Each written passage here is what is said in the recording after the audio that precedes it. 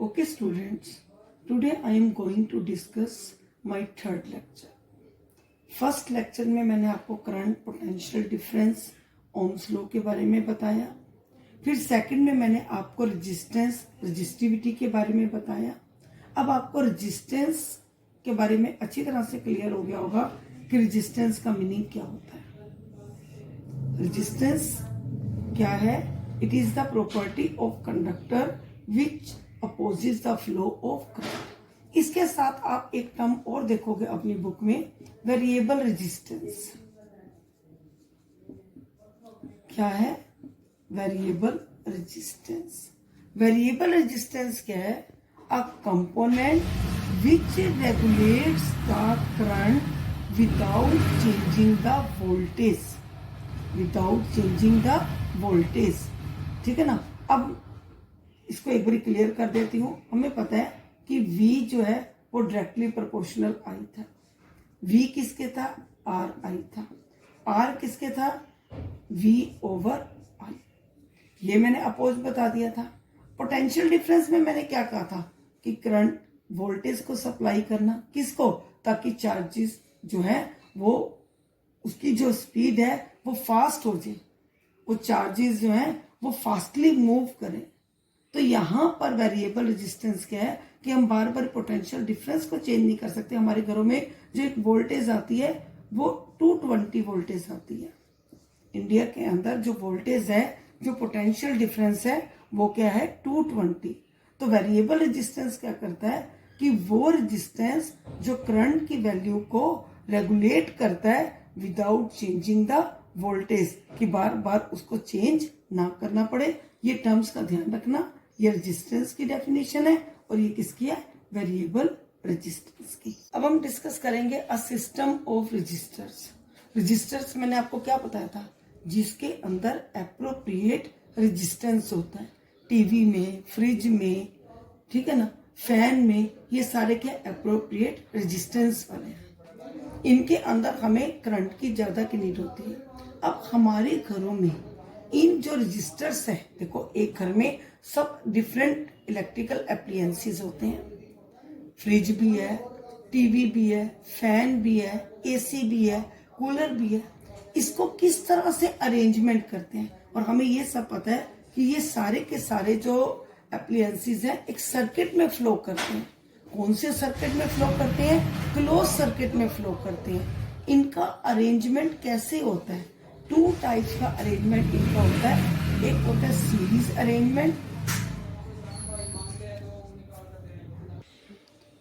एक series arrangement होता है और एक पैरेलल अरेंजमेंट होता है। इसमें सिर्फ आपने डायग्राम बनाने हैं और एक्टिविटी जो जैसे ये बता रही है बस ऐसे ही आपको करना है, अपनी बुक से अलग नहीं करना। ये जो इलेक्ट्रिसिटी में मैं कोई भी पार्ट को मिस नहीं कर रही, एक एक पार्ट को सीक्वेंस वाइज ले रही हूँ। आप इस वीडियो को सुनकर उसके अकॉर्डिंग एनसीईआरटी में तैयार करोगे। अब सबसे पहले मैं करती हूँ सीरीज अरेंजमेंट। सीरीज अरेंजमेंट में किस तरह से करने हैं? हमने क्या करने हैं? 3 रजिस्टर्स लेने हैं। इसमें ये 3 कैसे दिखाए हैं कि जिसके अंदर रेजिस्टेंस है, अप्रोप्रिएट रेजिस्टेंस है। इसको दे दोगे R1, इसको दे दोगे R2, इसको दे दोगे R3। इसके साथ हमने वोल्टेज सप्लाई की। इसमें भी वोल्टेज का आ गया, इसमें भी क्या आ गया? वोल्टेज का। इसको हमने यहां पर ये V1 दे देंगे, इसको V2 दे देंगे, इसको V3 दे देंगे, प्लस माइनस आप दिखा सकते हैं इसे। इसको साथ अब हमने अटैच कर देना है close electric circuit. Close electric circuit में यहां पर आप बैटरी शो करोगे। ओके, यहां पर आप बैटरी करोगे। ये ध्यान रखोगे जैसे यहाँ प्लस का साइन है तो यहाँ प्लस का साइन रहना चाहिए, ये नेगेटिव का है। और इसके साथ ये की को शो करेगा कि करंट फ्लो हो रहा है। ये एमीटर है और यहां पर भी एमीटर में ये यहाँ पर माइनस का साइन, माइनस के साथ माइनस, यहाँ पर प्लस का, और इस तरह से आपने सर्किट क्लोज कर देना है। और यहाँ पर आप दिखाओगे जो करंट है वो हमें पता है पॉजिटिव टू नेगेटिव है, यहाँ से ऐसे एरो दिखाओगे करंट पॉजिटिव टू नेगेटिव। ये किसका अरेंजमेंट है? सीरीज का अरेंजमेंट है।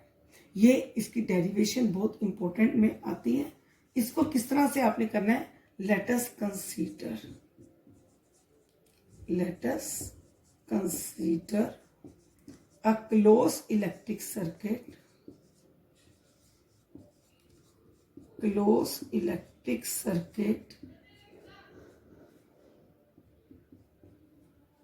let us consider a closed electric circuit in which three resistors कौन कौन से हैं? R1, R2, R3।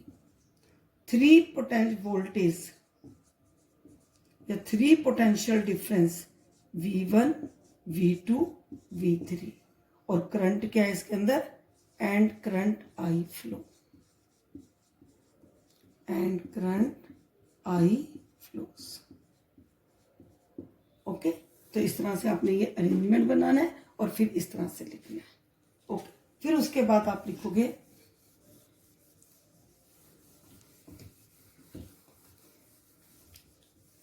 ये लिखकर फिर आप लिखोगे we no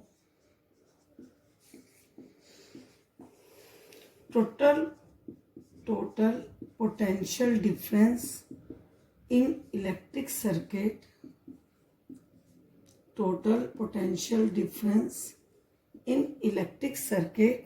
V equal to V1 plus V2 plus V3।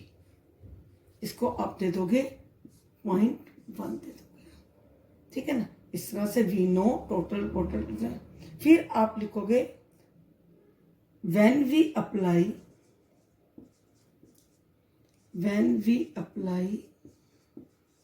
Ohm's law,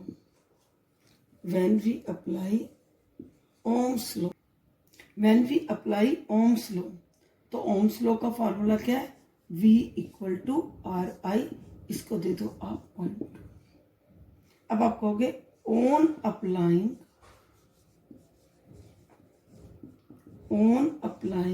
Ohm's law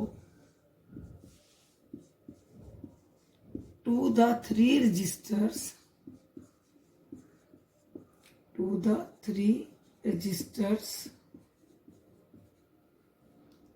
we get पहले फर्स्ट वाले में जब किया V1 R1 I, क्योंकि वहां पर करंट एक ही दे रखा है, इसको दे दो थर्ड। फिर आप V2 R2 I लिखोगे, इसको दे दोगे 4 पॉइंट। V3 R3 I, इसको दे दोगे 5th पॉइंट, ठीक है ना। अब इसको आप करोगे, ये आपने इसको इक्वेशन। तो अब हमारे पास थ्री वैल्यू कौन सी आ गई? V1 equal to R1 I, V2 equal to R2 I, V3 होगी R3 I। इन तीनों वैल्यूज को अब हम डाल देंगे इसके अंदर, ठीक है। यहाँ थोड़ा सा रब कर रही हूँ।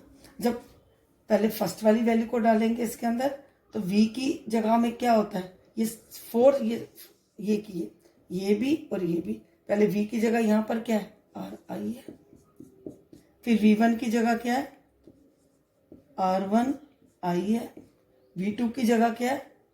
R2 I है। और V3 की जगह R3 I है। अब ये RI, यहां से I सारों में कॉमन ले लेंगे, R1 R2 R3। I से क्या हो जाएगा? I कट जाएगा, हमारे पास क्या हो जाएगा? ये हमने किस में लिया था? सीरीज में लिया था, तो हमारे पास फार्मूला क्या हो गया? R1 R2 R3। ये कब होता है? जब कोई सर्किट किस में होता है? सीरीज में होता है। और हमेशा ये ध्यान रखना कि सीरीज में जो ये रेजिस्टेंस है वो हमेशा जो है इंडिविजुअल से ज्यादा होगा। यहां पर मैं एक कंक्लूजन लिख रही हूं। कंक्लूजन क्या है? टोटल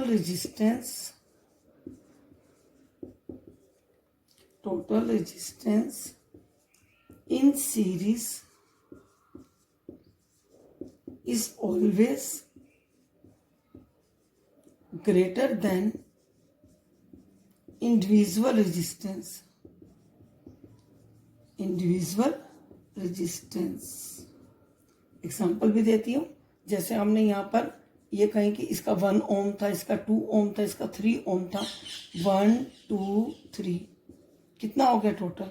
6 ओम हो गया। वो 1 ओम से भी बड़ा है, वो 2 ओम से भी बड़ा है, वो 3 ओम से भी बड़ा है। तो यहाँ पर ये आपका एक फार्मूला हो गया। ओके, अब पहले मैंने आपको बताया था सीरीज अरेंजमेंट, अब मैं आपको डिस्कस कर रही हूँ पैरेलल अरेंजमेंट। फिर इसके एडवांटेज डिसएडवांटेज डिस्कस कर लेंगे। पैरेलल अरेंजमेंट, अब इसको कैसे बनाना है? इसको आपने रखना है पैरेलल में, ऐसे। यहां से इसको जोड़ दो ऐसे, यहां से इसको भी ऐसे ज्वाइन कर दो, ये ज्वाइन कर दो, ये ज्वाइन, इसको दे दो R1, यहाँ दे दो R2, यहाँ दे दो R3। और इसके साथ एक देखना कि अब हमने जो V है, पोटेंशियल डिफरेंस है, वो 1 रखना है। ठीक है, इसके साथ जैसे उसमें जोड़ा था, बैटरी के साथ ऐसे करके जोड़ दो, फिर की को ऐसे कर दो, यहाँ पर एमीटर कर दो प्लस माइनस के साथ, और फिर इसके साथ इसको भी सर्किट को अरेंज कर दो। ठीक है ना, तो इस तरह से आपने करना है। लेकिन अब इसमें एक चीज आपने देखनी है, यहाँ पर आपको करंट अलग अलग दिखाने हैं। यहाँ पर I1 दिखाना है, यहाँ पर I2 दिखाना है, और यहाँ पर क्या दिखाना है? I3 दिखाना है। उसमें हमने करंट सेम दिखाया था, V अलग दिखाए थे।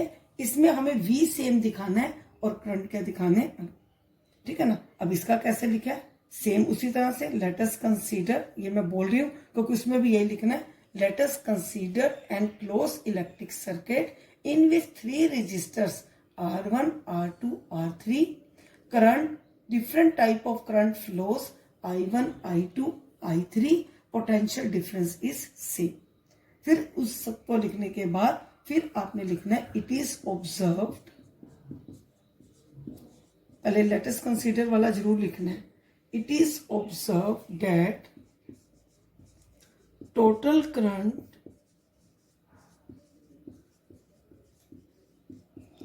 in the closed electric circuit, in the closed electric circuit, कितना current? I equal to I1, I2, I3। वहां भी ऐसे किया था, V equal to V1, V2, V3, वो वहां पर अलग अलग थे, यहाँ पर IL डिफरेंट है, तो इसको आपने दे देना है नंबर 1। फिर आपने लिखना है बाय अप्लाइंग, सेम ऐसे वहां क्या था, by applying Ohm's law, by applying Ohm's law to the parallel combination, parallel combination of a circuit. अब मैं डायग्राम को यहां तक ड्रॉप कर रही हूं ताकि वो डेरिवेशन को आगे मैं समझा सकूं। पैरेलल कॉम्बिनेशन, अब इस वैल्यू में आप देखो, हमें पता है कि ओम्स लॉ क्या है, V इक्वल टू R आई है। ठीक है ना, अब हम यहाँ पर इसकी वैल्यू डाल देंगे। अब इस वैल्यू को, इसको नंबर 1 और इसको देती है 2। अब यहाँ से इस वैल्यू को हम उसके अंदर डालेंगे। पहले I की जब वैल्यू की जगह हम इसको पुट करेंगे तो I की जगह क्या हो जाएगा, V बाय R हो जाएगा। अब देखो ना, यहाँ पर I इक्वल टू क्या है, V बाय R है। इस I की वैल्यू को 1 बाय 1 वहां पुट करेंगे। जब सेकेंड वाले में पुट करेंगे तो क्या आएगा, V equal to R by R1। फिर पुट करेंगे V equal to R2, V over R3।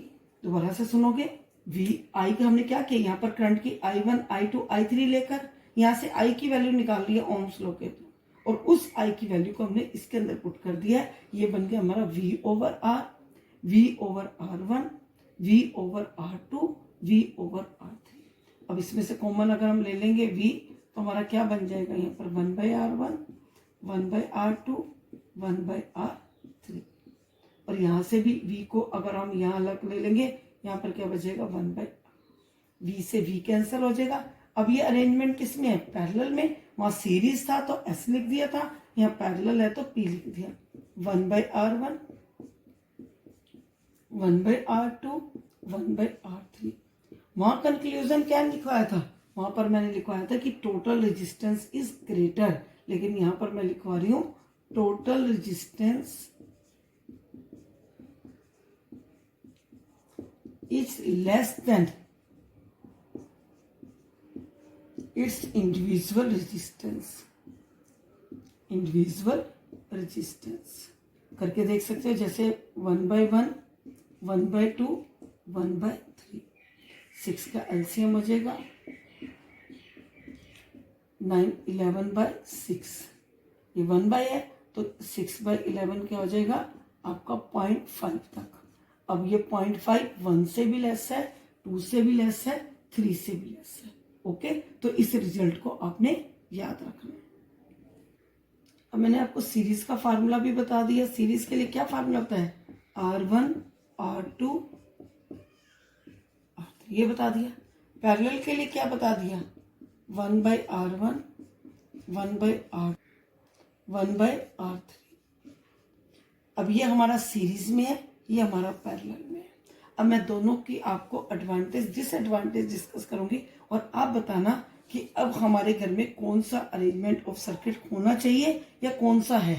Page 215 का लास्ट पैराग्राफ में PI लिखा हुआ है और मैं उसको 1 बाय 1 यहाँ पर मैं बता रही हूँ एडवांटेज बात कर रही हूँ। किसके एडवांटेज बता रही हूँ, पैरेलल के।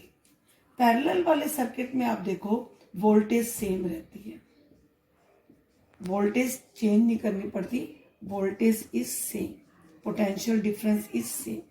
सेकंड, उसके अंदर आप देखो कि डिफरेंट कंपोनेंट में different amount of current flow करता है। डिफरेंट कंपोनेंट, थोड़ा सा इंटर लिख देती हूँ, different component have different current, different current. Component means कि फैन है उसका अपना करंट है, AC का अपना करंट है, फ्रिज का अपना करंट है, सब कंपोनेंट अपना अपना करंट। थर्ड, अगर एक कंपोनेंट फेल हो जाता है, if one component fail, suppose करो हमारे घर में AC खराब हो गया, तो ये नहीं है कि उसकी वजह से फैन भी रुक जाएगा, टीवी भी रुक जाएगा, फ्रिज भी रुक जाएगा। अगर एक कंपोनेंट फेल हो गया तो रेस्ट ऑफ द कंपोनेंट अपना वर्क करते रहेंगे। फोर्थ, ठीक है ना, पहले हमने वोल्टेज सेम कर दी, इसके अंदर करंट ज्यादा होगा, रेजिस्टेंस क्या होगा, कम होगा। रेजिस्टेंस लेस, मोर करंट जो है होम में सप्लाई होगा। ओके, ये तो थी हमारी एडवांटेज। अब इसके साथ अगर हम सीरीज की बात करें, वो इसका अपोजिट होता है। वोल्टेज क्या है, डिफरेंट है, सबकी अपनी अपनी वोल्टेज देनी पड़ेगी। फिर different component have same current, सब कंपोनेंट का क्या होगा, सेम करंट। AC भी अपना वही करंट लेगा, एक बल्ब भी वही करंट ले रहा है, टीवी भी वही करंट ले रहा है, फ्रिज भी वही करंट ले रहा है। और क्या है, रेजिस्टेंस ज्यादा होगा और करंट क्या होगा, कम होगा। उसके साथ एक और इंपॉर्टेंट वर्ड कि अगर घर में हमारा एक टीवी बंद हो जाता है तो उसके साथ साथ सर्किट में सारे अरेंजमेंट ऑटोमेटिकली अपने आप बंद हो जाएंगे। अब देखो मैंने आपको पैरेलल की भी बता दी, सीरीज की भी बता दी, और अब हमें अच्छी तरह से समझ आ गया होगा कि हमारे घरों में जो अरेंजमेंट है वो कौन सा अरेंजमेंट है, पैरेलल का। ये बहुत इंपॉर्टेंट क्वेश्चन है, आपने इसको होमवर्क नोटबुक में राइट करने, एडवांटेज पैरेलल की और डिसएडवांटेज किसकी, सीरीज की। ओके ओके स्टूडेंट्स, अब मैं इस लेक्चर में न्यूमेरिकल ले रही हूँ। फर्स्ट में मैंने किया सीरीज अरेंजमेंट, सेकंड में मैंने बताया आपको पैरेलल अरेंजमेंट, उसके मैंने पैरेलल के एडवांटेज और सीरीज के क्या बताया, डिसएडवांटेज। अब मैं 2 न्यूमेरिकल ले रही हूँ सीरीज के और 2 ही न्यूमेरिकल ले रही हूँ मैं पैरेलल के, क्योंकि अब हमारे पास फार्मूले है। और आप करोगे, कोई भी प्रॉब्लम है टेक्स्ट मैसेज में मेरे पास भेज देना, मैं आपको हेल्प कर दूंगी। ओके स्टूडेंट्स, अभी मेरे को जो इंपॉर्टेंट लग रहे हैं मैं उनमें से ले रही हूँ। जैसे मैं पहले फर्स्ट ले रही हूँ 13th क्वेश्चन, क्योंकि उसके अंदर दोनों का अरेंजमेंट कहा जाता है। A hot plate of electric oven connected to 220 voltage line has 2 resistance A and B each having a 24 resistance. 2 resistance है, एक 24 ओम का है और सेकेंड वाला भी जो रेजिस्टेंस है वो कितने का है, 24 ओम का है। न्यूमेरिकल पार्ट को अच्छी तरह से प्रैक्टिस करोगे आप। फिर वोल्टेज कितनी मैंने बताई है, इंडिया के अंदर वोल्टेज कितनी आती है, 220 वोल्टेज आती है। अब आपको बताना है कि करंट तीनों अरेंजमेंट मीन्स कि सीरीज में, पैरेलल में और ओम्स लॉ के अकॉर्डिंग को कैसे फ्लो करता है। पहले अगर मैं सीरीज की बात करूं, सीरीज में मेरा ये क्या हो जाएगा, R1 और R2, 24 प्लस 24 कितना हो जाएगा, 48 ओम। वोल्टेज कितनी है, 220। अगर मैं ओम्स लॉ को फॉलो करती हूँ तो ओम्स लॉ क्या है, V इक्वल टू R आई है। मुझे क्या निकालना है, करंट निकालना है। वोल्टेज कितनी है, 220 है। इसमें R कितना है, 48 ओम है। यहां से मैं I निकाल लूंगी, 220 ओवर में 48। यहां पर मेरा क्या निकल जाएगा, करंट सीरीज में। और जब करंट सीरीज में होगा उसकी वैल्यू कितनी आ जाएगी, 4.5 एम्पियर। ये फर्स्ट हो गया। अब बात करती हूँ पैरेलल में, 1/R1, 1/R1, 1/R2। अब इसको पैरेलल में लेना, 1/24, 1/24। इसका एलसीएम कितना आ जाएगा, 24 और 2/24, ये कितना आ जाएगा, 1/12। लेकिन R P कितना हो जाएगा, 12 ओम। वो 1/R है, ये ध्यान, ठीक है, ये 1/R है और यहाँ पर ये आपकी R की वैल्यू है। फिर ओम्स लॉ के according V equal to R I। Voltage कितनी है, 220। अब हमारा रेजिस्टेंस कितना निकला, 12 निकला। करंट कितना हो जाएगा, 220 बाई में 12, यहाँ पर आ जाएगा 18.3 एम्पियर।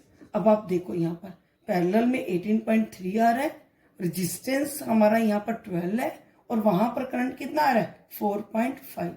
तो अपने आप हम देखेंगे कि हमें पैरेलल अरेंजमेंट जो है उसमें ज्यादा एडवांटेज है और सीरीज में क्या डिसएडवांटेज है। और थर्ड केस कौन सा का है, ओम्स लॉ के अकॉर्डिंग। ओम्स लॉ के अकॉर्डिंग क्या है, सिंपल भी आ रहे हैं। इसमें क्या करोगे, वोल्टेज 220 है, इसमें R सिंपल आप एक ही ले लोगे, 24। तो 220 ओवर में 24, इधर से ये क्या हो जाएगा, I हो जाएगा। तो इसमें करंट कितना आ जाएगा, 9.16 एम्पियर। तो मैंने इसमें न्यूमेरिकली ऐसा लिया कि जिसमें सीरीज का भी एग्जांपल आ गया, जिसमें पैरेलल का भी आ गया, जिसमें ओम्स लॉ का भी आ गया। इसके बाद मैं अब आती हूँ 15th क्वेश्चन पर। मोस्ट इंपोर्टेंट क्वेश्चन है। 15th क्वेश्चन में क्या है, 15th क्वेश्चन में क्या है, 2 लैंप्स, 1 का रेट। 15th क्वेश्चन अभी पावर का हमने किया नहीं है, अब मैं 9th क्वेश्चन बता रही हूँ। 9th क्वेश्चन में क्या है कि एक बैटरी 9 वोल्टेज की है, मींस की वोल्ट क्या है, 9 वोल्ट की। उसके अंदर आप देखोगे कुछ रजिस्टर्स दे रखे हैं, और किसमें दे रखे हैं, सीरीज में। आप यहाँ पर उन सबको प्लस कर लोगे, क्या फार्मूला लगाकर, R1, R2, R3, R4 और R5। उन सब वैल्यूज को आप प्लस कर लोगे, 0.2 ओम। फिर सेकंड वैल्यू क्या है, 0.3 ओम। फिर वैल्यू क्या है, 0.4 ओम। फिर वैल्यू क्या है, 0.5 ओम। फिर उसके अंदर 12 ओम। इन्होंने कहा ना 12 में, लेकिन हमें पता है कि सब तो सीरीज में इकट्ठा ही होता है, करंट एक ही आएगा, अलग तो आ ही नहीं सकता। तो इसमें क्या आ जाएगा, 13.4 ओम। अब यहां से जब करंट निकालोगे, कौन सा फार्मूला अप्लाई कर लोगे, V इक्वल टू RI लिखोगे, ओम्स लॉ फॉलो कर लोगे। वोल्टेज आपके पास है, रेजिस्टेंस आपके पास है, यहां से क्या निकालोगे, करंट निकालोगे, और करंट क्या आ जाएगा, 0.672 एम्पियर। ये था सेकंड क्वेश्चन। उसके बाद मैं एक आपका क्वेश्चन ले रही हूं, 10th क्वेश्चन ले लेती हूँ। 10th क्वेश्चन में, how many 176 ohm registers in parallel are required to carry 5 ampere on 220 voltage. Voltage कितनी दी हुई है, 220 दी हुई है। करंट कितना दिया हुआ है, 5 एम्पियर दिया हुआ है। अब ओम्स लॉ के अकॉर्डिंग हम देखेंगे कि एक रजिस्टर को कितना रेजिस्टेंस की जरूरत होती है। V इक्वल टू क्या है, RI है, V 220 है, R यहां से निकालना है, और करंट हमारा कितना है, 5 एम्पियर। तो एक R कितना है, 220 बाई में 5, 44। एक रजिस्टर को 44 ओम की जरूरत है। कितने रजिस्टर्स दे रखे हैं, 176, तो नंबर ऑफ रजिस्टर्स आप जैसे मैथ में करते हो, नंबर ऑफ रजिस्टर्स आ जाएगा आपका रजिस्टर्स 176 दिया हुआ है, एक को 44 की नीड है, तो कितने आ जाएंगे 4 रजिस्टर्स। ओके, उसके बाद एक मैं लास्ट न्यूमेरिकल लेती हूँ। ओके, अब आपका 11th क्वेश्चन, ये भी मोस्ट इंपॉर्टेंट क्वेश्चन है। इसके अंदर आप ध्यान से सुनोगे कि 3 रजिस्टर्स दे रखे हैं 6 ओम के, 6 ओम, 6 ओम और 6 ओम। उसको कहा कि 3 रजिस्टर्स को आप कैसे कनेक्ट करोगे, चाहे आप पैरेलल कनेक्ट करो चाहे सीरीज कनेक्ट करो, टोटल वैल्यू जो है वो 9 ओम और दूसरी टोटल वैल्यू कितनी आनी चाहिए 4 ओम की आनी चाहिए। 3 रजिस्टर्स को कैसे कनेक्ट करना है, अब आपको 9 चाहिए, आप इसको चाहे सीरीज में ले आओ, पैरेलल में ले आओ या दोनों का कंबाइन करके ले आओ। जैसे मैं अब आपको दिखाती हूँ कि जैसे मैंने इसको पहले पैरेलल कर दिया, जैसे गेम्स होती है ना, इस गेम्स की तरह आपने भी देखना है कि पहले कोशिश कर लो कि पहले तीनों को मैंने पैरेलल में कर लिया।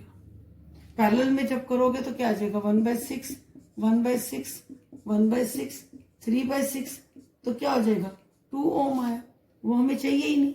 फिर अगर मैं सीरीज में ले लेती हूँ 6, 6, 6 तीनों को करती हूँ तो 18 होता है, इसमें ये भी नहीं चाहिए, ना हमें 2 चाहिए ना 18 चाहिए, हमें तो क्या चाहिए 9 ओम और 4 ओम। इसका मीन्स कुछ रजिस्टर्स को आपको सीरीज में करना पड़ेगा और कुछ को किस में करना पड़ेगा पैरेलल में। जैसे मैंने पहले 2 को पैरेलल में करके देख लिया, आप चाहे पहले सीरीज में भी करके देख लो। जब मैंने इसको 2 को पैरेलल में किया तो यहां पर इसकी वैल्यू क्या आ गई 3 ओम।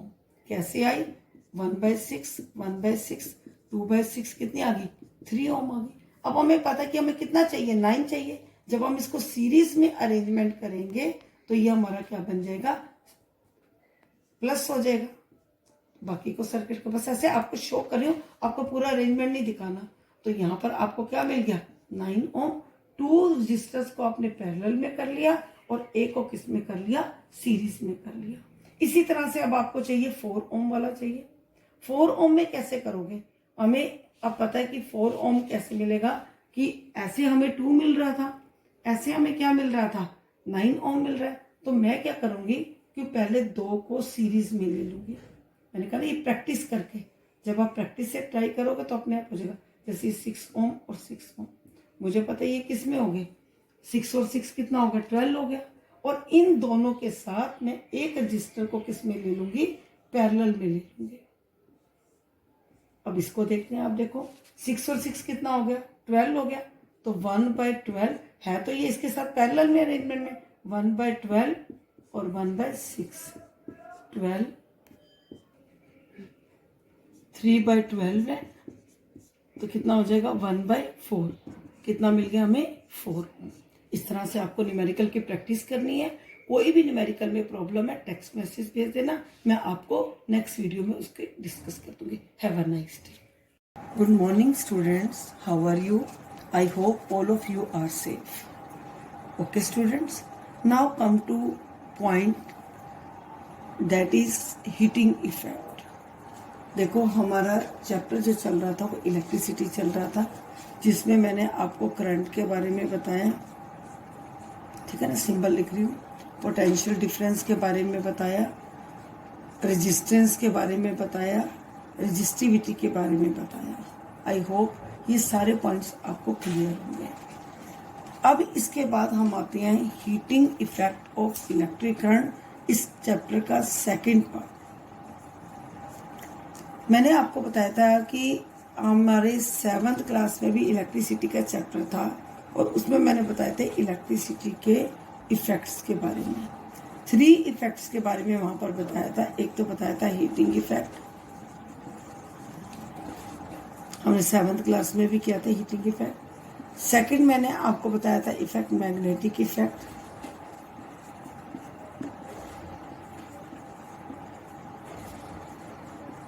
और थर्ड जो है वो केमिकल इफेक्ट। ये सारे इफेक्ट इस पर हमारे सिलेबस में है। केमिकल इफेक्ट तो आ गया आपका चैप्टर 1 में, इलेक्ट्रोलिसिस प्रोसेस का जो पॉइंट था वो केमिकल इफेक्ट था। सेकंड पॉइंट हम अब डिस्कस कर रहे हैं हीटिंग इफेक्ट। क्या है हीटिंग इफेक्ट? हम बात करते हैं अगर एक बैटरी की या सेल की, बैटरी और cell, it is a source of electrical energy. इससे हमारी जो है केमिकल एनर्जी किस में कन्वर्ट होती है? इलेक्ट्रिकल एनर्जी में कन्वर्ट होती है। हमें पता है कि इस करंट को इंक्रीज करने के लिए, फास्ट करने के लिए हम क्या डिफरेंस करते हैं?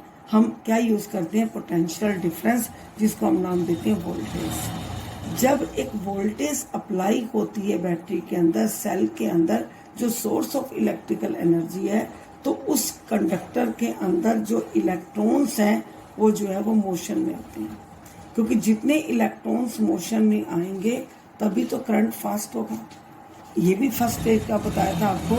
जो करंट है वो अगर हमारा पॉजिटिव टू नेगेटिव चलता है तो हमारे जो इलेक्ट्रॉन्स हैं वो क्या चलते हैं? नेगेटिव टू पॉजिटिव चलते हैं, ठीक है ना। दोनों जो करंट की चार्ज होते हैं और जो मोशन ऑफ इलेक्ट्रॉन्स होता है, दोनों एक दूसरे से क्या होते हैं? अपोजिट होते हैं, ठीक है ना।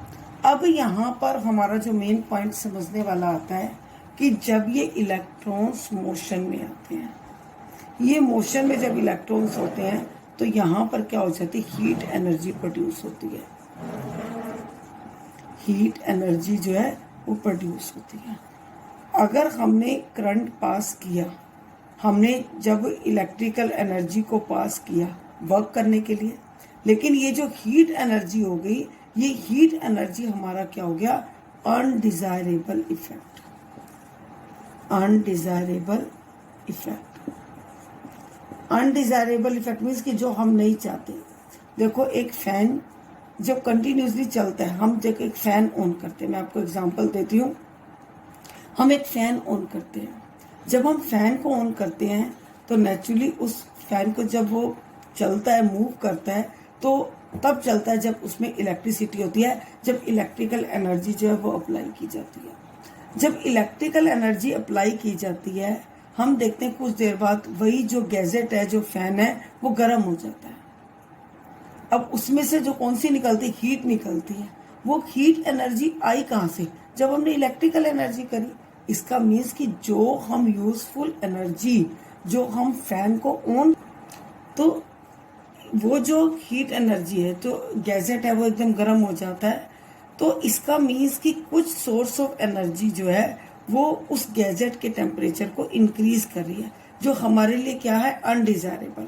हम फैन से क्या चाहते हैं? विंड एनर्जी चाहते हैं, लेकिन उसमें से क्या स्टार्ट हो गई है? हीट एनर्जी स्टार्ट हो गई है। ऐसे रेफ्रिजरेटर में देखो साइडों पर कितनी हीट होती है, कितना गर्म होता है वो। हम उस फ्रिज को ऑन कर रहे हैं, इलेक्ट्रिकल एनर्जी अप्लाई कर रहे हैं फ्रिज में कूलिंग के लिए, लेकिन अगर हम साइड पर देखें उसके अंदर से कितना टेम्परेचर उसका ज्यादा होता है। इसका मीन्स कि कुछ एनर्जी का जो पार्ट है वो टेम्परेचर को इंक्रीज करने में जा रहा है। इसी तरह से चाहे हम टीवी देखें, कोई भी गैजेट को देखें, जब वो, चाहे वो ब्लेंडर है, चाहे मिक्सर है, जब वो कुछ टाइम के लिए कंटिन्यूसली चलता है, हम देखते हैं कि वो गर्म हो जाता है। इसका मीन्स कि उसका कुछ सोर्स ऑफ इलेक्ट्रिकल एनर्जी जो है वो वेस्ट हो रहा है। वो किस में जा रहा है? वो हीट एनर्जी में जा रहा है, जो अनडिजायरेबल पार्ट है। अब इसको हम अनडिजायरेबल पार्ट को डिजायरेबल पार्ट में जब चेंज करते हैं, उस पार्ट को हम बोलते हैं heating effect.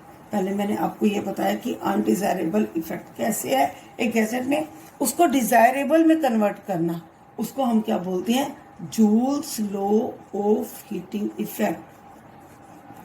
Joules law of heating effect.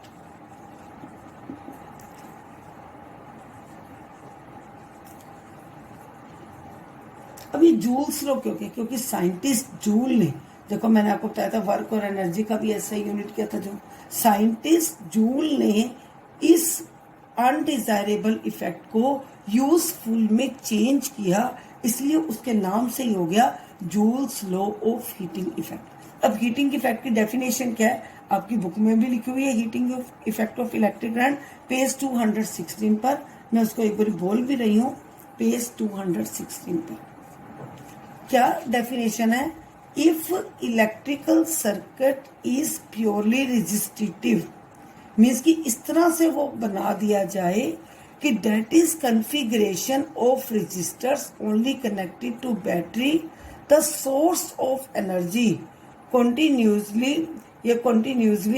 gets dissipated entirely in the form of heat। सारा का सारा वो डिवाइस सिर्फ हीट में कन्वर्ट हो, कोई उसमें से वेस्ट ना हो, उसको हम बोलते हैं Joule's law of heating effect. जैसे मैं एग्जांपल लेती हूँ हीटर, अब हीटर में तो हमें चाहिए हीट, तो उसने इस तरह से इसको बनाया कि सारा का सारा वो जो सर्किट है इस तरह से प्योरली रेजिस्टिव हो, सिर्फ बैटरी से कनेक्टेड हो कि सारी की सारी जो हीट है वो उस गैजेट को नीड हो। जैसे अगर हम एक इलेक्ट्रिकल आयरन है जिसको हम प्रेस बोलते हैं, वो आयरन जो है वो किसमें होता है, उसमें भी सिर्फ हीट चाहिए होती है।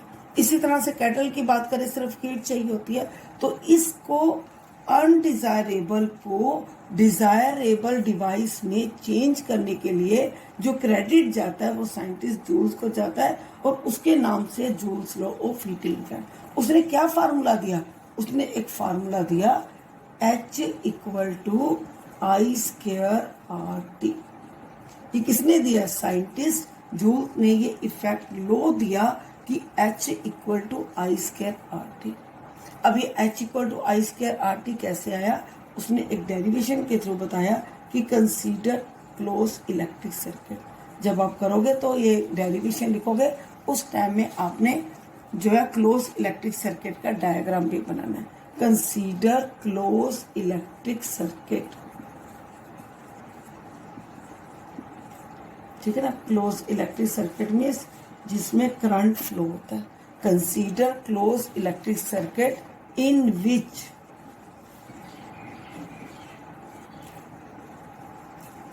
Current I flow, current I flow. V is potential difference, ये यहाँ पर यहाँ लिख सकते हो डेरिवेशन है, इसकी डेरिवेशन है H equal to I square R T. H equal to I square R T क्या है, Joule's law of heating effect है। Joule's law of heating effect क्या है, अनडिजायरेबल हीट को यूजफुल डिवाइसेस में कन्वर्ट करने को हम बोलते हैं Joule's law of heating effect, जिसमें V क्या है, V is a potential difference, ठीक है। और V is a potential difference.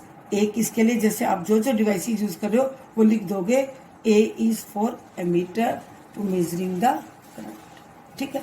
ये सब लिखने के बाद फिर आप शुरू करोगे, वर्क इज अप्लाइड।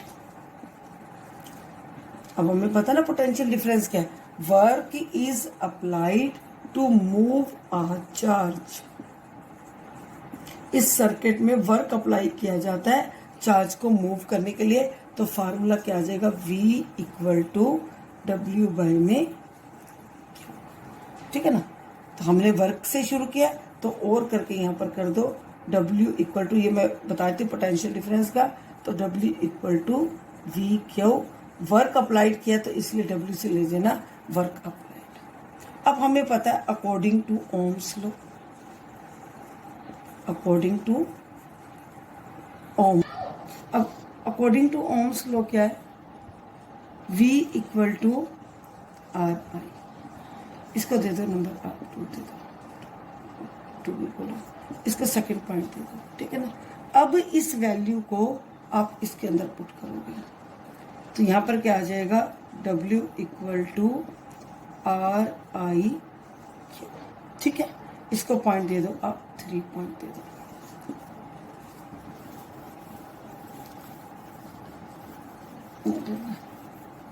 अब मेरा यहाँ पर जो पॉइंट आ गया वो क्या आ गया, W equal to R I Q.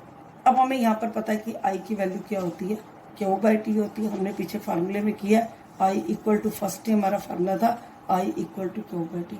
इसकी जगह आप कर दो R, इस I की जगह क्या कर दो कि क्यू बाई टी, और इसको क्या कर दोगे क्यू। हम अपने कौन से फार्मूले पर आना, हमने H equal to I square R T पर आना है। अब ये यहाँ पर R, ये क्यू बाई टी, और यहाँ पर जो हमें पता है जो क्यू है वो किसके इक्वल है, आई टी के इक्वल है, ठीक है ना। किसके इक्वल है, आई टी के इक्वल है।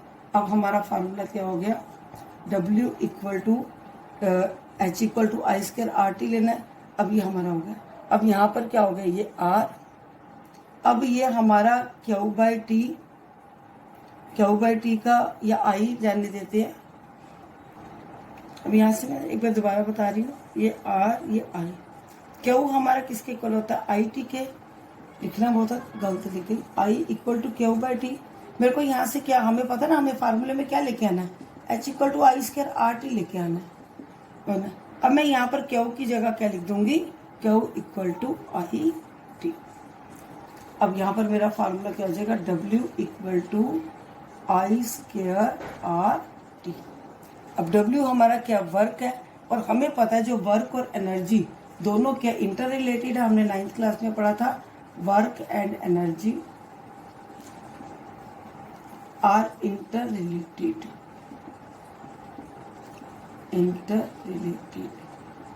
Ability to do work is energy, ठीक है ना। तो अब यहाँ पर जो मेरा वर्क है वो कौन सा वर्क है, जो हीट एनर्जी के लिए। यहाँ पर आप क्या कर सकते हो, एनर्जी डालकर यहाँ पर लिख देना हीट, तो I² RT। तो हमारा कौन सा हो जाएगा, heat energy equal to I² RT। मैं यहाँ पर दोबारा से बता रही हूँ कि यहाँ पर जो V इक्वल टू RI था, यहाँ पर हमने क्या किया था, इस RI की वैल्यू को यहाँ पुट किया था, तो हमारा क्या बन गया था, RIQ। यहाँ पर Q की वैल्यू लिखनी है IT, तभी हमारा वो जो फार्मूला बनेगा I² RT। और H equal to I² RT क्या हो गया, heating effect of electric current. Okay student, पास फार्मूला हो गया H equal to I² RT। इससे रिलेटेड न्यूमेरिकल भी आते हैं। H मीन्स हीट एनर्जी, इसका जो SI यूनिट होता है वो जूल होता है। I करंट के लिए होता है, इसका SI यूनिट एम्पियर होता है। R रेजिस्टेंस होता है, इसका SI यूनिट ओम होता है। और T के लिए क्या लिखते हैं, सेकेंड। जब भी न्यूमेरिकल होगा इसमें कितनी फिजिकल क्वांटिटी है, 1 2 3 4, 3 मेंशन होंगी और 4th निकाली होगी, या कई बार इंटर कन्वर्टेड भी होती है। तो मैं एक कोई ऐसा न्यूमेरिकल आपको लास्ट में करवा भी दूंगी जिससे आपको समझ आ जाए कि आपको किस तरह से न्यूमेरिकल को करना है। इससे पहले मैं अब ले लेती हूँ topic practical applications. Practical applications, किसकी प्रैक्टिकल एप्लीकेशंस की बात कर रही हूँ मैं, प्रैक्टिकल एप्लीकेशंस की बात कर रही हूँ हीटिंग इफेक्ट की, कि हमारी डेली लाइफ में हम हीटिंग इफेक्ट को कैसे यूज करते हैं। सबसे पहले देखो हमारी बुक में, आप देखो जो पेज दिया हुआ है 218 दिया हुआ है, उसके अंदर 3 पैराग्राफ हैं। 3 पैराग्राफ पे हर एक में एक एक एप्लीकेशन दी हुई है कि जो हीटिंग इफेक्ट के लिए यूज होती है। अब हम डिस्कस करेंगे प्रैक्टिकल एप्लीकेशंस। मैंने आपको देखो स्टार्टिंग में ये बताया था कि जो अनडिजायरेबल इफेक्ट है जो है, हम उसको डिजायरेबल में चेंज करते हैं। अनडिजायरेबल से डिजायरेबल में चेंज करने की क्यों जरूरत है, क्योंकि जो अनअवॉइडेबल हीटिंग इफेक्ट है, जो अनअवॉइडेबल, जो अनडिजायरेबल हीटिंग है, ये उस कंपोनेंट के टेम्परेचर को इंक्रीज कर देती है, उसकी प्रॉपर्टीज को है वो क्या कर देती है, चेंज कर देती है, अल्टर देयर प्रॉपर्टीज। अब जो ये अनअवॉइडेबल इफेक्ट होता है, जो अनडिजायरेबल इफेक्ट होता है, जो उस डिवाइस के टेम्परेचर को इंक्रीज कर देता है, उसकी प्रॉपर्टीज को चेंज करता है, हम इस अनडिजायरेबल को डिजायरेबल में किस में ला सकते हैं, आयरन में ला सकते हैं। ये मैंने वहां पर भी लिखा था पहले, आयरन में ला सकते हैं। हम इसको किस में ला सकते हैं, ओवन में ला सकते हैं, कैटल में ला सकते हैं, हीटर में ला सकते हैं। तो ये क्या हो गया, ये जो सारे डिवाइसेस हैं ये किसके भी यहाँ पर बने हुए हैं, Joule's law of heating effect पर। तो ये फर्स्ट इसका प्रैक्टिकल एप्लीकेशन है। सेकंड प्रैक्टिकल एप्लीकेशन की जो मैं बात कर रही हूँ वो कर रही हूँ टंगस्टन मेटल की। देखो, electric heating is also used to produce light. अब पहले तो हमने हीटिंग की बात करी, अब जो हीटिंग है वो लाइट की उसमें भी यूज होती है। और हम यहाँ पर बात करेंगे टंगस्टन मेटल की। A strong metal that is tungsten with high melting point. कितना उसका मेल्टिंग पॉइंट है, 3380 डिग्री सेल्सियस। इतना हाई उसका मेल्टिंग पॉइंट है। किसके लिए यूज होता है, to make bulb filament. Filament हमने किया था ना, ये थिन वायर 6th क्लास में भी था हमारा, 7th क्लास में भी था। thin wire in the bulb that is known as filament. तो ये किसके लिए होता है? बल्ब का फिलामेंट, एक तरह की टंगस्टन मेटल हम देखते हैं जो बल्ब होता है उसके अंदर जो वायर होती है उसको, जिसको हम नाम बोलते हैं फिलामेंट। ये फिलामेंट ये किसके लिए प्रोड्यूस होती है? लाइट को प्रोड्यूस करने के लिए किया जाता है। टंगस्टन मेटल यूज करते हैं, इतना इसका जो है वो मेल्टिंग पॉइंट हाई होता है। इस फिलामेंट के अंदर जब हम ये जो बल्ब बनाया जाता है, फिलामेंट तो टंगस्टन यूज की जाती है, साथ में इसके अंदर नाइट्रोजन और आर्गन गैसेस को भी फिल कर देते हैं। किस लिए फिल कर देते हैं? क्योंकि बहुत ज़्यादा हीट से उस बल्ब को, उसकी लाइफ को स्ट्रॉन्ग करने के लिए, फिलामेंट की लाइफ को स्ट्रॉन्ग करने के लिए, साथ में क्योंकि हमें पता है जो गैसेस है वो आयोनाइज्ड हो जाते हैं। सो इन bulb these two gases are filled to prolong the life of filament, to prolong the life of filament. ये सेकंड यूज के बारे में बता रही हूँ मैं, ठीक है ना, इसके लिए किया जाता है। अब थर्ड जो मेन इंपॉर्टेंट आता है, सबसे इंपॉर्टेंट है, वो है फ्यूज वायर। कौन सा आता है? फ्यूज। अब जो थर्ड एप्लीकेशन है वो क्या है? Fuse wire. अब इलेक्ट्रिक जो ये फ्यूज वायर है, it is a safety device, it is a safety device, safety device. इसको मैं शॉर्ट फॉर्म में इसी में लिखवा रही हूँ और इसी को ही ऐसे कर लेना। It is a safety device used in close electric circuit,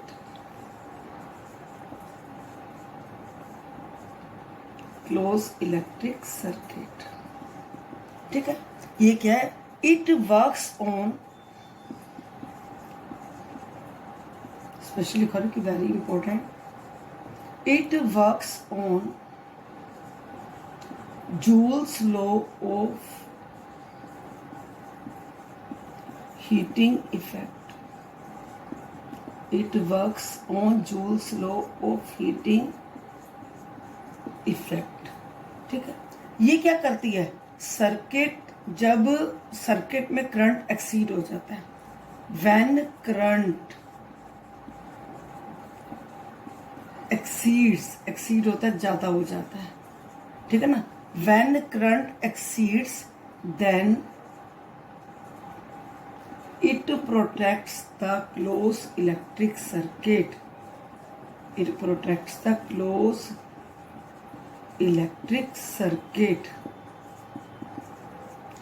ये जो वायर है, जो फ्यूज वायर है, ये क्या करती है? उस सर्किट को ओपन बना देती है, क्योंकि इसका जो एम्पियर है वो जितना सर्किट का होता है उससे कम रखा जाता है, ठीक है ना। और हमेशा इस फ्यूज को कहाँ रखा जाता है? ये लास्ट ईयर पे क्वेश्चन था। It is placed in series, series में रखा जाता है, तभी तो सर्किट को ओपन कर देते हैं। और ये स्पेशली किसका बना होता है? अलोए का बना होता है। जैसे बता देती हूँ, lead and tin, lead and tin, lead and tin, इन दोनों को मिलाकर जैसे 37% लेड होता है और 63% क्या होता है? टिन होता है। लेड का सिंबल पीबी होता है, इसका एसएन होता है। अब इसको मिलाकर जैसे एक फ्यूज वायर हो गई, अब सर्किट में रख दिया। जैसे ही सर्किट में करंट एक्सीड हो जाता है तो ये फ्यूज वायर उस सर्किट को क्या बना देती है? ओपन कर देती है, क्योंकि इसकी हाई रेजिस्टिविटी होती है।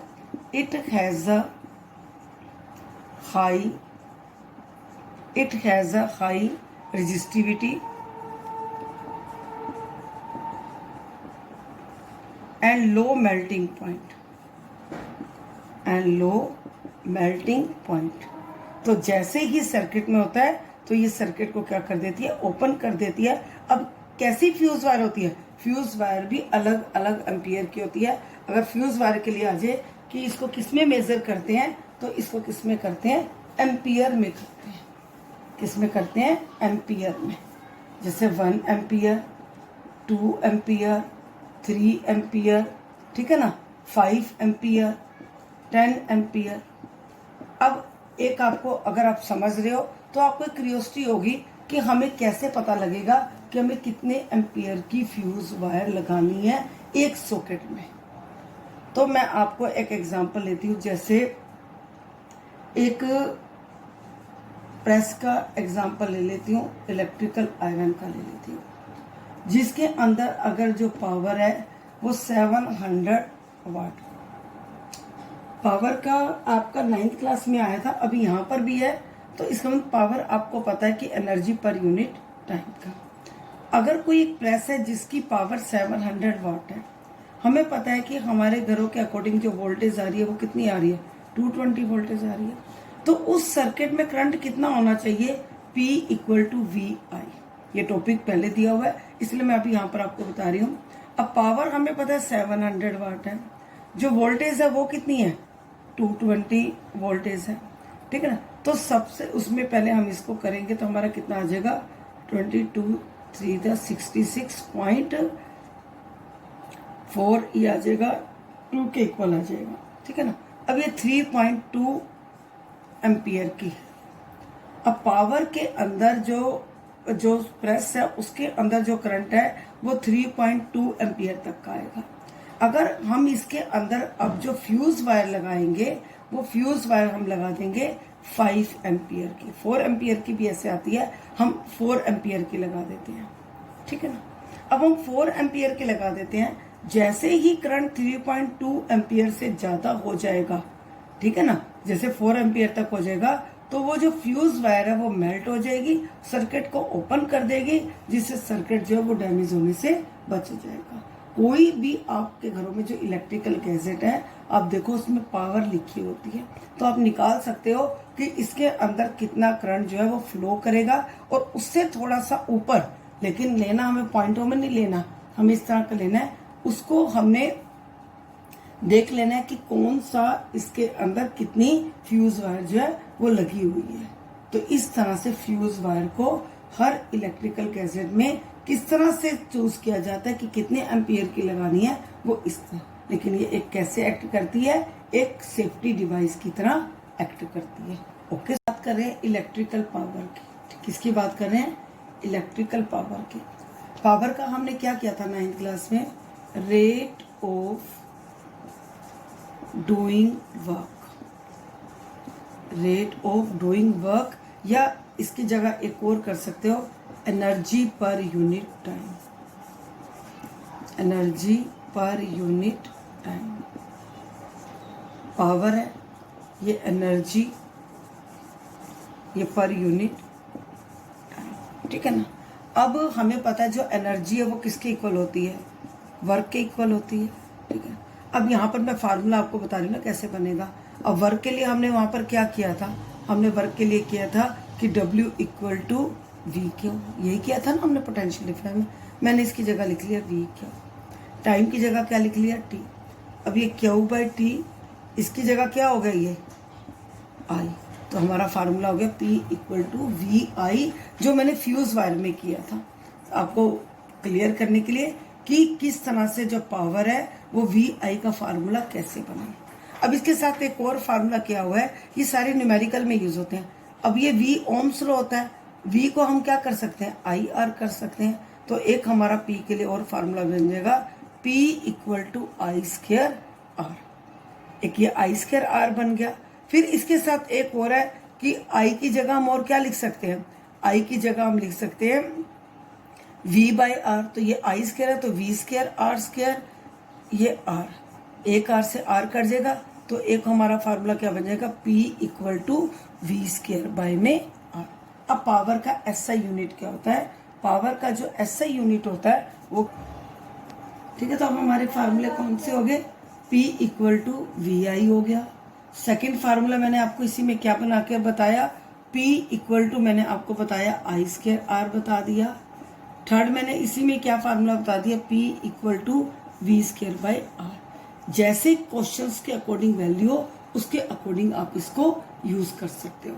जैसे किसी में V ना दे रखा हो तो कौन सा फार्मूला लगाना चाहिए, अगर V और I दे रखा है, V और R दे रखा है, उसके अकॉर्डिंग का फार्मूला। अब इसका SI यूनिट क्या पावर का, इसका SI यूनिट है वाट, किया हुआ हमने वाट, ठीक है ना। तो अब हमने क्या कहा था वहां पर कि P equal to V I. P equal to V I का है। V का हमें पता है SI यूनिट क्या है, वोल्टेज है। I का क्या है, एम्पियर है। तो क्या होगा कि जब एक क्लोज इलेक्ट्रिक सर्किट में 1 वोल्ट पोटेंशियल डिफरेंस सेटअप होगा, ठीक है ना, और उसके अंदर 1 एम्पियर करंट होगा, तब क्या बनेगा, 1 पावर जो है 1 वोल्ट की पावर जो है वो सेटअप हो जाएगी। दोबारा से रिपीट कर रही हूं मैं इसको। It is the power, SI unit of power consumed by a device that carries 1 ampere current when potential 1 volt potential difference is operated in closed electric circuit। ठीक है ना। अब हमें ये भी पता कि जो इलेक्ट्रिकल एनर्जी की हम बात करते हैं हमारे घरों में, उसको हम क्या बोलते हैं, commercial unit of energy. Commercial unit of energy बोलते हैं। ये भी हमने 9th क्लास में किया। 9th क्लास के टॉपिक हैं जिसको हमने कहा था 1 किलोवाट किसके इक्वल होता है, 1 यूनिट के इक्वल होता है। और इसके अंदर कितनी एनर्जी होती है, 1 किलोवाट को जब हम कर लेंगे वाट में तो कितना आ जाएगा, 1000। 1 आवर का कितना था, 3600 सेकेंड। और जब इसको करेंगे तो कितना आ गया, 3.6 10⁻⁶ 1 यूनिट के अंदर, 1 किलोवाट आवर के अंदर, 1 कमर्शियल यूनिट के अंदर जो है वो इतनी एनर्जी जो है वो होती है। अब मैं 2 न्यूमेरिकल्स आपको करा देती हूँ। आपकी तरफ से न्यूमेरिकल की कोई किसी भी स्टूडेंट की प्रॉब्लम नहीं आई, मेरे को अपने आप से जो लग रहा है मुझे बताने चाहिए। मैं 2 न्यूमेरिकल्स बता रही हूँ। अगर आपको कोई प्रॉब्लम है आप साइंस के ग्रुप में उसको सेंड कर सकते हो। Several electric bulbs, 12th question exercise का, एक्सटर्नल एक्सरसाइज का। Several electric bulbs design to use 220 voltage electric supply line are rated 10 watt. ठीक है, जो एक बल्ब है उसके अंदर वो 10 वॉट का जो है वो बल्ब है। वोल्टेज उसके अंदर जो सप्लाई हो रही है वो 220 वोल्टेज सप्लाई हो रही है।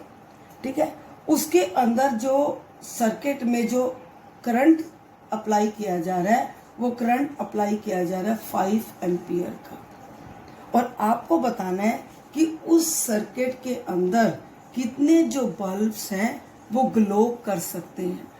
मैं उसका मीनिंग ही बता रही हूँ। Several electrical bulbs design to set a close electric circuit. एक बल्ब की जो पावर है वो 10 वाट की है।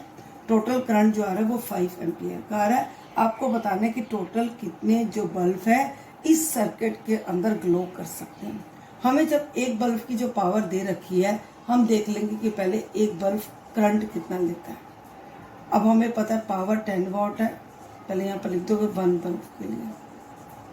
पावर कितनी है 10 वाट की, वोल्टेज कितनी है 220 वोल्टेज। और हमारे पास फार्मूला क्या है, P इक्वल टू वी आई। अब यहाँ से अगर हम I निकालेंगे तो हमारा फार्मूला क्या हो जाएगा, P ओवर में V। पावर 10, वोल्टेज 220, तो हमारा आ जाएगा 1/22 एम्पियर। इसका मीन्स जो एक बल्ब है वो 1/22 एम्पियर जो है वो करंट लेता है। अब टोटल करंट आ कितना आ रहा है सर्किट के अंदर, 5 एम्पियर आ रहा है। तो हम यहाँ पर कर सकते हैं अमाउंट ऑफ करंट या एम्पियर ऑफ करंट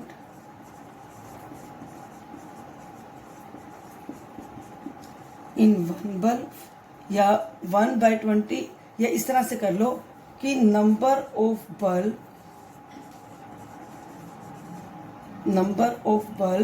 या नंबर ऑफ बल्ब।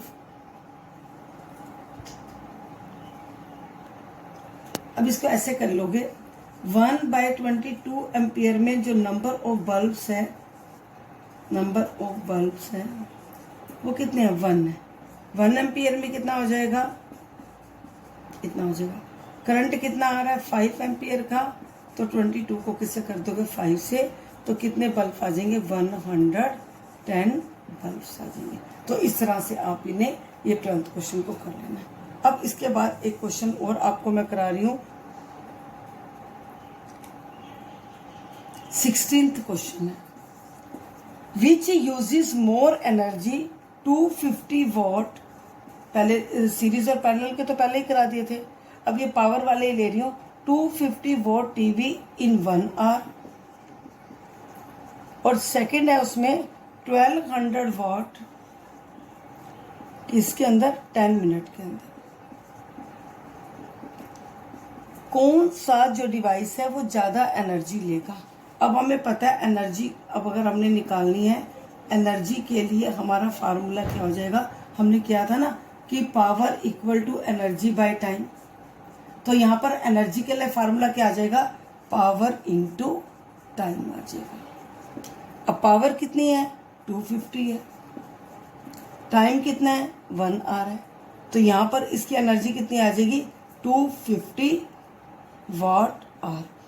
वैसे कोशिश करना कि हम वाट सेकंड में ही रखें, अगर वाट आवर में है तो ये कर लो, लेकिन दोनों के जिसका भी करेंगे दोनों का जो यूनिट है वो सेम रखना है हमने। अब दूसरे वाले में क्या है, एनर्जी इक्वल टू फिर पावर इंटू टाइम। पावर कितनी है इसके अंदर 1200 वाट। अब टाइम यहाँ पर 10 मिनट है, मैं किसी एक को किसी यूनिट सेम रख लेनी है। जब इसमें कर दिया तो ये कितना हो गया 200 वाला, 200 वाट आवर। अब आप देखो किसके अंदर आपको ज़्यादा एनर्जी लगी, टीवी के अंदर। TV uses more energy. ये न्यूमेरिकल इसलिए लिया है ताकि ये देखना कि इसके अंदर आपने जो यूनिट्स हैं वो इक्वल कर लेने हैं। तो ये चैप्टर आपका कंप्लीट हुआ। इसको अच्छी तरह से न्यूमेरिकल की प्रैक्टिस करनी है आपको। Have a nice day.